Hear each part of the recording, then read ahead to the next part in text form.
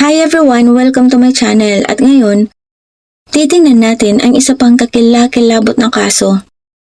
Si Tyler Kinanulish ay isang kalalaking ang buhay ay umiikot sa dagat. Ipinanganak at lumaki siya sa Florida Keys at halos buong pagkatao niya ay hinubog ng malinaw na asul na tubig na pumapalibot sa kanyang isla. Para sa mga nakakakilala sa kanya, si Tyler ay isang taong bihirang matagpuan, mabait, maaasahan at totoo.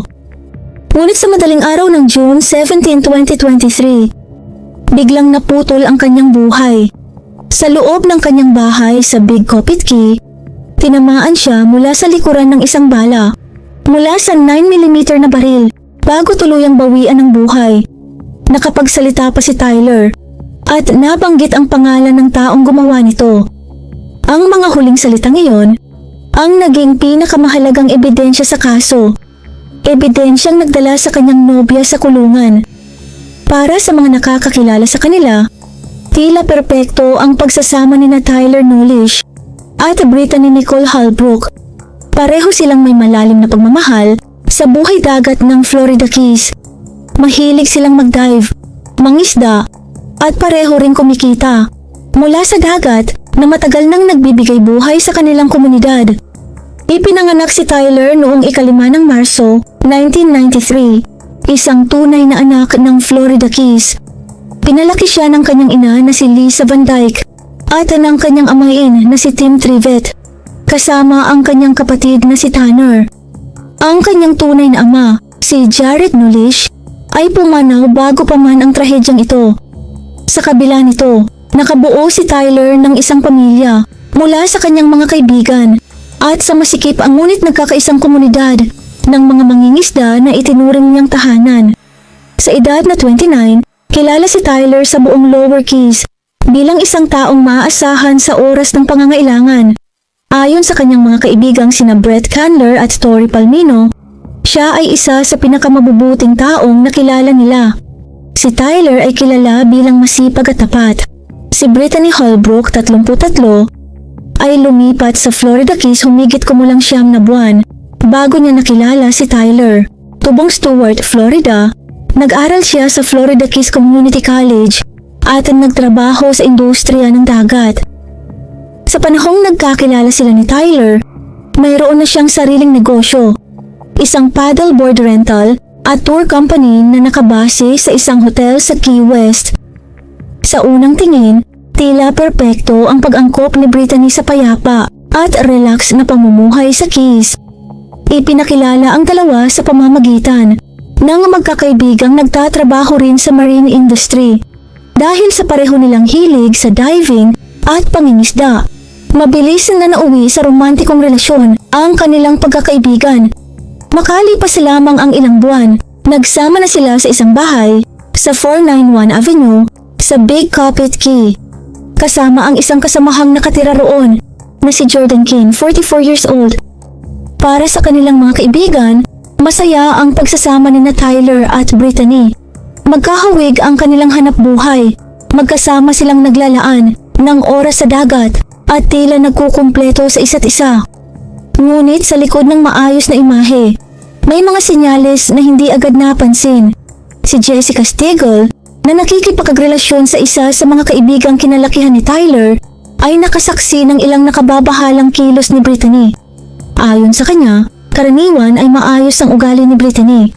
Ngunit kapag umiinom ito ng alak, bigla raw itong nagbabago, nagiging marahas, sumisigaw, naghahagis ng mga gamit, at sinasaktan si Tyler. Sa kabila nito, hindi kailanman nagsumbong si Tyler. Hindi siya tumawag sa pulis. Wala siyang isinampang reklamo. Sa loob ng kanilang 9 na buwang relasyon, nanatiling tahimik si Tyler, isang katahimikang kalaunan ay magiging bahagi ng mas malaking trahedya. Gayunpaman, may ilang kaibigan na nakasaksi ng mga nakakabahalang pangyayari na unti-unting nagbunyag ng mas madilim na larawan ng kanilang relasyon. Isang partikular na insidente ang naganap sa isang birthday party ng kaibigan. Inayos iyon ng mga kaibigan ni Tyler upang muling magkaayos sila ng kanyang dating kaibigan at dating ka-roommate na siya ring dating nobyo ni Brittany na si Chris Jaffe. Ang layunin ay simple, iwan ang nakaraan at magpatuloy bilang magkakaibigan. Ngunit iba ang naging reaksyon ni Brittany. Ayon sa mga nakasaksi, labis siyang nagalit nang hindi nagpakita ng negatibong reaksyon si Tyler sa muling pagkikita. Sa loob ng American Rock Bar, nakita ng ilan na kinukurot at sinasampal ni Brittany si Tyler, dahilan upang maging alanganin at hindi komportable ang lahat ng naroon. Kalaunan ng gabing iyon, napansin ng mga kaibigan ang mga bakas ng dugo sa damit ni Tyler, pati na rin sa damit ng iba. Sa biro, tinawag nila si Brittany na bruha. Hindi nila namamalayan ang mas malalim at seryosong kahulugan ng sitwasyon. Ayon sa isang kaibigan na kalaunan ay nakausap ng mga investigador, nagkalat ang mga sirang gamit sa bahay. Maraming bagay ang nasira at lubhang napuruhan si Tyler noong gabing iyon. Puno raw ng basag na salamin ng isang silid at lahat ay napilitang maglinis kinabukasan. Doon, napagtanto ng lahat na may seryoso ng problema.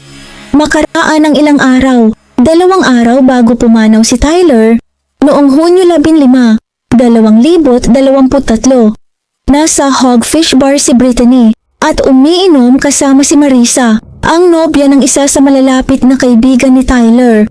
Doon, napunta ang usapan kay Chris Jaffe, isang dating nobyo na ikinagagalit pa rin ni Brittany. Ayon sa salaysay ni Marisa sa mga investigador, naging labis na nakakabahala ang mga sinabi ni Brittany. Habang nagsasalita, gumagawa raw ito ng kilos gamit ang kanyang braso, tila nagpapakita ng pananakit at sinabing kaya niyang saktan ng malubha ang taong iyon. Ang paraan ng kanyang pagsasalita, detalyado at walang pag-aalinlangan, ay labis na ikinabahala ni Marisa. Sa isip ni Marisa, tila sobra ang galit at pagiging agresibo ni Brittany, lalo na't matagal na raw itong wala sa kanyang buhay. Dahil sa kanyang naramdaman, agad niyang tinawagan si Tyler upang sunduin sila ng mas maaga kaysa sa inaasahan. Para sa mga nakakakilala kay Brittany, hindi na ito lubos na ikinagulat. Ayon sa mga kaibigan, kapag nasasangkot ang alak, tila nagiging ibang tao siya. Mula sa tahimik at relax, nagiging mainitin ang ulo at pisikal ang kilos. Ang payapang pamumuhay sa Florida Keys na dati akmang-akma sa kanya ay napapalitan ng bigla ang pagsabog ng galit. Dumating ang Biyernes ng gabi, June 16, 2023, at nagsimula ito tulad ng maraming karaniwang araw. Pagkatapos ng trabaho, umuwi sina Tyler, Brittany at ang kanilang kasamang si Jordan Kin sa kanilang bahay. At doon sila tumambay sa kanilang paboritong pwesto at nagpapahinga mula sa nakakapagod na araw. Habang lumulubog ang araw sa ibabaw ng dagat, sabay-sabay silang uminom ng alak. Kalaunan, sa investigasyon, lumabas na may ginamit ding ipinagbabawal na sangkap noong gabing iyon, isang dagdag na salik na lalong nagpainit sa sitwasyon. Bandang huli, pumasok na ang tatlo sa kanilang silid upang magpahinga. Ngunit hindi nagtagal ang katahimikan. Bandang 2:45 ng madaling araw ng June 17, nagising si Jordan Kin dahil sa malakas na pagtatalo na nagmumula sa sala. Naririnig niya ang boses ni Tyler at Brittany na parehong galit. Ngunit hindi niya maunawaan ang mga salita. Maya-maya, isang sigaw ang umalingaw-ngaw mula kay Brittany. Agad na lumabas si Jordan at nagtungo sa sala. Doon, nadatnan niya si Tyler na nakahanusay sa sahig, napapaligiran ng dugo. Pabalik-balik ang kanyang ulirat at bawat paghinga ay tila unti-unting kumukuha ng natitira niyang lakas. Nang tanungin ni Jordan kung ano ang nangyari, pinilit ni Tyler na magsalita. Ang mga huling salitang iyon ang magiging pinakamahalagang pahayag sa kasong susunod. Sinabi ni Tyler na siya ay binaril mula sa likuran. Ayon sa testimonya ni Jordan, hawak ni Brittany si Tyler nang banggitin nito ang paratang. Ngunit kapansin-pansin ang kanyang reaksyon. Walang pagtanggi, walang pagkabigla, at walang paliwanag. Agad tumawag si Jordan sa 911. Sa recording, maririnig ang kanyang nanginginig at nagmamadaling boses habang sinasabi niyang malubha ang kalagayan ni Tyler. at maraming dugo ang naroon. Tinanong ng dispatcher kung saan nagmumula ang sugat. Maikli at direkta ang sagot ni Brittany, sa likuran. Pagkalipas lamang ng 4 hanggang 5 minuto, dumating ang mga tauhan ng Monroe County Sheriff's Office. Kasunod, ang mga investigador at mga paramedic mula sa Monroe County Fire Rescue. Sa mga sandaling iyon, tuluyan nang nabago ang lahat. Nadaanan ng mga autoridad si Brittany, nayakap pa rin si Tyler na nakahusay sa sahig ng sala. Makalipas ang ilang sandali, dinala si Tyler sa Lower Keys Medical Center, kung saan siya ay idineklarang pumanaw bandang 3:46 ng madaling araw. Humigit kumulang 1 oras matapos dumating ang mga pulis sa lugar. Malinaw ang ipinakita ng crime scene at hindi iyon tumutugma sa salaysay na sinubukang ipakita ni Brittany sa mga investigador. Natagpuan ng mga pulis ang 9mm Smith & Wesson na baril ni Brittany sa sahig ng sala, malapit sa kulungan ng aso, kasama ang isang basyong bala. Ang baril na pagmamay-ari ni Brittany ay 1 beses lamang pumutok. Ayon sa resulta ng autopsy, pumanaw si Tyler dahil sa isang tama ng bala sa ibabang kaliwang bahagi ng kanyang likod. Ibig sabihin, siya ay tinamaan mula sa likuran. Hindi niya nakaharap ang taong nagpaputok ng baril. Bukod sa sugat ng bala, may iba pang ebidensyang nakapagtala sa crime scene at sa autopsy na naglalarawan ng karanasan. Ngunit mas nakababahala ang isang natuklasan. Malinaw ang mga palatandaan ng pisikal na pananakit sa katawan ni Tyler bago pa ang pamamaril. May mga pinsala siya sa ulo at leeg na nagpapahiwatig ng matinding pagtatalo, pati na rin ang mga pasa at gas-gas sa kanyang balat. Ipinakita ng mga ebidensyang ito ang isang karahasang hindi maituturing na isang biglaang insidente o pagtatanggol lamang sa sarili. Ngunit nang suriin ng mga investigador si Brittany, may isang mahalagang detalye ang agad na namukod-tangi. Wala silang nakitang anumang marka sa kanyang leeg, walang pasa, walang gasgas at walang palatandaang nagpapahiwatig na siya ay nasaktan o sinakal. Ang kawalan ng mga senyalis na iyon ay naging isang mahalagang bahagi ng kaso. Sa puntong iyon, mas lalong naging malinaw sa mga investigador kung sino ang biktima at kung sino ang nagsasabi ng katotohanan. Walang natagpuan nga kahit anong pisikal na ebidensya ang mga medical examiner na sumusuporta sa pahayag na sinakal o tinangkang sakalin ni Tyler si Brittany. Sa halip, may natuklasan silang mga pasa sa ilang buko ng kanang kamay ni Brittany. Isang palatandaang nagpapahiwatig na may nasuntok o nasaktan siyang ibang tao. Ngunit marahil, ang pinakamakabuluhang ebidensya ay natuklasan ng mga kaibigan matapos ang pangyayari. Sa gitna ng investigasyon, nagkaroon ng kalituhan kung saan karaniwang itinatago ni Brittany ang kanyang baril. Ayon kay Jordan, nakita raw niya ang isang baril na nakalagay sa holster at inakala niyang iyon ay sa kanya. Gayunman, may iba pang ebidensya na nagpapakitang karaniwang nasa bag ni Brittany ang baril at ang bag na iyon ay iniiwan niya sa loob ng kanyang sasakyan na nakapark sa ilalim ng bahay. Pagkatapos ng insidente, natagpuan ng mga investigador ang bag ni Brittany na bukas sa upuan ng pasahero, ngunit wala na roon ang baril. Ano man ang eksaktong lugar kung saan ito nakatago, malinaw ang isang bagay upang mangyari ang pamamaril. Kinailangan ni Brittany na sadyang kunin ang baril at gamitin ito habang nakatalikod si Tyler. Mula sa unang sandaling kinausap siya ng mga investigador, unti-unting nagbago ang salaysay ni Brittany Holbrook. Ang nagsimula bilang isang pahayag ng kawalan ng alaala ay kalaunay naging isang detalyadong kwento ng pagtatanggol sa sarili. Isang kwentong tahasang sinasalungat ng pisikal na ebidensya. Sa kanyang unang panayam sa mga detective, sinabi ni Brittany na may puwang daw sa kanyang alaala mula sa oras na sila ay natulog hanggang sa bigla na lamang niyang matagpuan ang sarili sa sala. Hawak ang kanyang nobyo na duguan. Isang kwento na sa paglipas ng investigasyon ay patuloy pang babagsak sa harap ng mga katotohanang unti-unting lumilitaw. Nang tanungin si Brittany tungkol sa mga huling salitang binigkas ni Tyler, mariin niyang iginiit na wala siyang narinig. Isang pahayag na tahasang sumasalungat sa salaysay ng kanilang kasamang si Jordan Kane. Ang tunay na pagbabago sa unang interogasyon ay nang hilingin ng mga detective. Nakunan siya ng sample mula sa kanyang mga kamay. Papayag ka bang kumuha kami ng swab sa iyong mga kamay? Tanong ng mga investigador. Agad nagbago ang kilos ni Brittany. Siya ay nabahala, umiwas sa tanong at tumanggi. Sinabi niyang hindi raw siya komportable dahil may dugo sa kanyang mga kamay at baka dugo iyon ni Tyler. Para sa mga detective, ang reaksyong iyon ay tila hindi simpleng pag-aalinlangan, kundi takot na may matuklasan. Sa kanyang ikalawang panayam, may mga bagong detalye na siyang naalala. Ikinuwento niya na nagpunta si Tyler sa banyo at pagbalik ay tila ibang tao na raw ito. Ayon sa kanya, sinimulan daw siyang sakalin, dahilan upang mahirapan siyang huminga. Sinabi rin niyang ipinit siya ni Tyler sa dingding ng silid at ang karanasang iyon ay nagpaalala umano sa kanya ng masasakit na alaala mula sa kanyang pagkabata.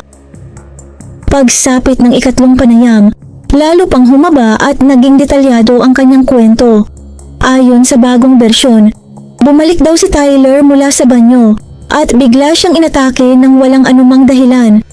Ikinuwento ni Brittany na mahigpit daw ang pagkakahawak sa kanyang leeg at naniwala siyang nasa panganib ang kanyang buhay. Batay sa salaysay na ito, sinabi ni Brittany na siya ay gumanti lamang, na siya ay nanuntok at nangalmot bilang pagtatanggol sa sarili. Ngunit habang mas dumadami ang detalye ng kanyang kwento, mas lalo ring lumalayo ang kanyang mga pahayag mula sa pisikal na ebidensyang hawak ng mga investigador. Ngunit patuloy pa rin itinanggi ni Brittany na siya ang nagpaputok ng baril. Ayon sa kanya, hindi na raw siya humawak o gumamit ng baril mula nang lumipat siya mula sa steward siyang na buwan ng nakalipas. Hindi ako mamamatay tao. Hindi ko siya kayang patayin. Mahal na mahal ko siya, mariin niyang sinabi sa mga detective. Sa mga sumunod na interogasyon, gumamit ang mga investigador ng psikolohikal na paraan. Sa isang pagkakataon, iminungkahi nila na kung may taong sumusubok, umanong manakit sa kanya, ang pagkuha ng baril bilang pagtatanggol ay maaaring maintindihan. Sinusubukan ng mga detective na hikayatin siyang aminin ang nangyari. Ngunit nanatili si Brittany sa kanyang sinasabing kawalan ng alaala. Hindi ko alam ang nangyari. Parang kaya kong gumawa ng kwento, pero hindi ko talaga maalala. Hindi ko nga matandaan kung paano ako lumabas ng silid, anya. Ang problema sa pabago-bagong salaysay ni Brittany ay simple. Hindi ito sinusuportahan ng pisikal na ebidensya. Walang anumang palatandaan ng pananakit sa kanyang leeg. Wala ring senyales sa kanyang mga mata na karaniwang makikita kung may matinding pagsakal. Ang kawalan ng mga palatandaang ito ay tuluyang nagpahina sa kanyang pahayag. Malinaw rin ang pagkakaiba ng mga pinsala ni Tyler at Brittany. Ang mga ebidensyang medikal at forensic ay nagpapakita na si Tyler ang biktima ng karahasan. Hindi ang nagsimula nito. Para sa Monroe County Sheriff's Office, naging diretso ang direksyon ng investigasyon.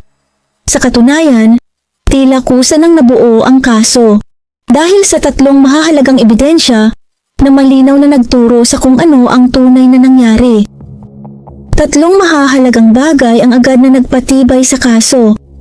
Ang huling pahayag ng biktima na tinukoy ang gumawa sa kanya, ang sandatang ginamit na pagmamay-ari ng suspek, at ang katotohanang si Brittany Holbrook lamang ang nag-iisang ibang nasa hustong gulang sa sala nang dumating ang mga pulis. Ngunit para sa mga investigador, mahalagang buuin ang buong larawan ng kung ano ang humantong sa pagkamatay ni Tyler. Kinapanayam nila ang mga kaibigan at kapamilya at ang mga salaysay ay unti-unting naglatag ng isang relasyong may nakatagong karahasan at matinding problema. Halos lahat ng nakausap ng mga investigador ay may iisang binanggit, ang mapanganib na relasyon ni Brittany sa alak at kung paano ito madalas humahantong sa pagiging agresibo at marahasin niya kay Tyler. Ayon sa isang kaibigan, akala nila noon ay ang galit ni Brittany sa kanyang dating nobyo ang nagpapalala ng kanyang ugali kapag umiinom. Ngunit kalaunan, napagtanto nilang ang alak mismo ang naglalabas ng pinakamasamang bahagi ng kanyang pagkatao. Isa-isa, nagbahagi ang mga kaibigan ng mga nakakabahalang karanasan, partikular na naging mahalaga ang testimonya ni Marisa tungkol sa mga mararahas na pantasyang binanggit ni Brittany. Kinumpirma rin ng ilang kaibigan ni Tyler na narinig nila mismo ang mga katulad na pahayag mula kay Brittany tungkol sa kanyang dating nobyo. Habang lumalalim ang investigasyon, lalong naging malinaw ang bigat ng ebidensya laban kay Brittany. Ang sarili niyang baril ang ginamit sa pagpatay. Siya lamang ang kasama ni Tyler sa silid nang mangyari ang insidente. At bago bawian ang buhay, malinaw na itinuro ni Tyler kung sino ang may kagagawan. Dagdag pa rito, ang forensic na ebidensya ay tahasang na sumalungat sa kanyang pahayag ng pagtatanggol sa sarili. Noong June 17, 2023, ang mismong araw na pumanaw si Tyler, inaresto si Brittany Nicole Holbrook at kinasuhan ng pagpatay. Ngunit ang kanyang paglalakbay patungo sa paglilitis ay hindi naging madali. Ito ay sinamahan ng mga nabigong legal na hakbang habang unti-unting humaharap ang kaso sa buong bigat ng katotohanan. Itinakda ang piyansa ni Brittany sa 700 at 50,000 dolyar at noong Hunyo 28, 2023, siya ay tumanggi sa anumang pagkakasala. Ngunit labis ang katibayan laban sa kanya at ang kanyang depensa ay naharap sa napakalakas na ebidensya. Noong January 6, 2025, tinanggihan ni Judge Mark Wilson ang kanyang stand your ground na mosyon matapos mapag-alamang kulang ang ebidensya para suportahan ang pagtatanggol sa sarili. Nang magsimula ang paglilitis noong Pebrero 18, 2025, ipinakita ng mga taga-prosekusyon na sina Joseph Mansfield at David Alvarez ang huling pahayag ni Tyler bilang sentro ng kanilang kaso, sinusuportahan ng forensic evidence at testimonya ng mga saksi. Sinubukan ng depensa na gumamit ng argumento tungkol sa battered woman syndrome. Sinasabing nakaranas siya ng pang-aabuso mula sa kanyang ama, dating nobyo, at maging kay Tyler. Ipinakita rin nila ang mga mensahe ng pagmamahal at hiniling na ang kaso ay ituring bilang manslaughter kaysa sa murder. Ngunit ang kaso ng prosekusyon ay napakalakas. Nang ipinasa sa hurado ang desisyon noong February 24, 2025, nagdesisyon ang hurado sa loob ng mas mababa sa 45 minutes. Nakita si Brittany na guilty ng second-degree murder gamit ang baril. Noong April 11, 2025, ipinataw ni Judge Mark Wilson ang sentensya, 40 taon sa Florida State Prison, at kailangang sirain ang unang 25 taon nang walang posibilidad ng earned gain time, kasama ang credit sa oras na napaglingkuran. Ang pinakamaagang posibleng paglaya niya ay sa taong 24 na 28. Si Tyler, sa kabilang banda, ay namuhay ng 29 years, puno ng buhay, higit pa kaysa sa karamihan sa atin sa isang karaniwang buhay. Maraming salamat po sa panonood. Kung hindi naman po kalabisan, paki-like at subscribe po sa aking channel, and as always, keep safe everyone.